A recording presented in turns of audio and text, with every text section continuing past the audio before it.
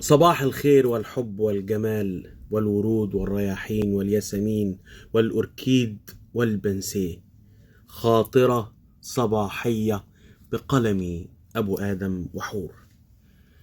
ليتني ما كبرت، ليتني ما كبرت، ليتني ظللت صغيرا، بل يا ليتني مت صغيرا. في سباق الكل يحبونك، وإن تظاهروا بعكس ما بداخلهم، ولكن الظاهر يحبونك. في سباق رائحة الورود جميلة، رائحة الكتب جميلة، صوت ورائحة الأمطار في الشوارع، على الميادين والأزقة، في الدكاكين القديمة جميل.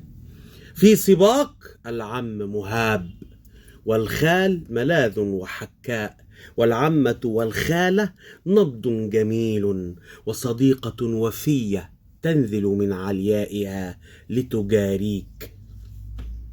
في سباق الكل مترابط، الكل متعاون، الكل نقي طيب جميل واضح صريح. ليتني ما كبرت، ليتني ظللت صغيرا، بل يا ليتني مت صغيرا.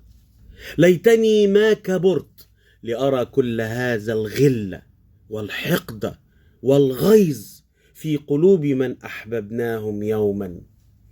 ليتني مت صغيرا حتى لا أرى ما كان في صبانا حلما جميل، تحول في الكبر إلى كابوس مخيف.